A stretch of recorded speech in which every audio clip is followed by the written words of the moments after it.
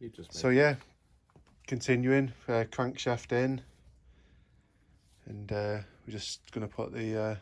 We're just going to put this rear cap on and talk about it a little bit. Yeah. Well, these are all dead simple because it says 1, 2, 3. The 3's got the thrust on it, so you can't get that wrong. Number 4 there. Number 5 obviously is the rear.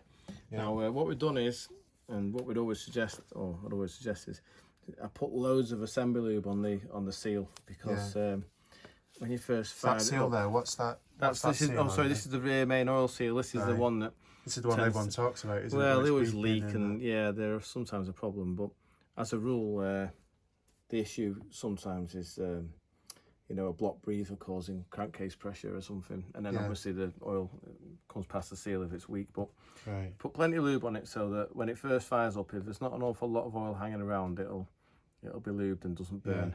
And then obviously on the cap, we just put a little bit along the edge there, there's a little chamfer, and that's just to stop the oil from seeping back that way. And then obviously the seal sits in here, etc.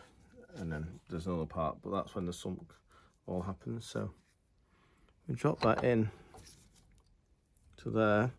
Snug little fit, right? It is. It's a nice fit. I'll have to get it exactly right before it'll go in.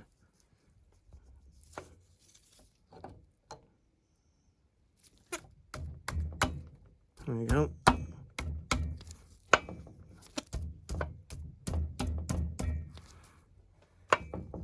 So I'll put the bolts in, which you've already. This should pull it straight. Yeah, let's put the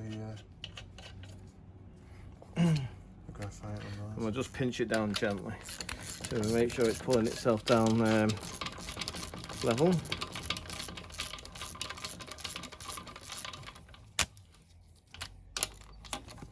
And what we'll do is hold the rear main seal hard in against that shoulder so we know it's nice and flat as it pulls down.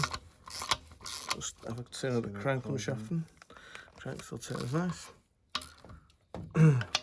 Yes, like you mentioned, throughout this process, you're constantly checking to make sure there's you just don't. Free, there's movement. If it nips up for any reason, there's a problem, isn't there? Right, so that's just pinched now. So you can see the seal. I'm happy with that. That looks like it's sat nicely all the way around. Yeah. So obviously anyone looking at this thinking, oh, he's not torquing that up, it's not using a torque wrench, but lo and behold, what have we got here? We'll pull it down now,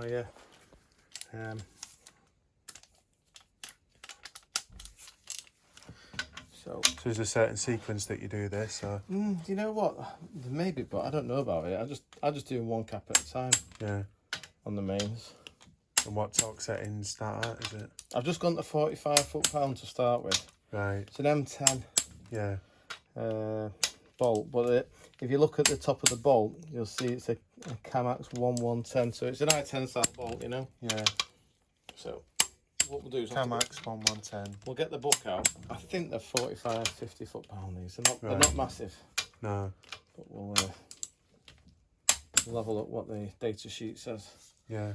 Right, wonderful. So there you go. That's the cranking. So yeah, we can start building the pistons and rods up now. And, just going to check those torque settings, get those torqued up, and move on to the next stage. All right, nice one, cool.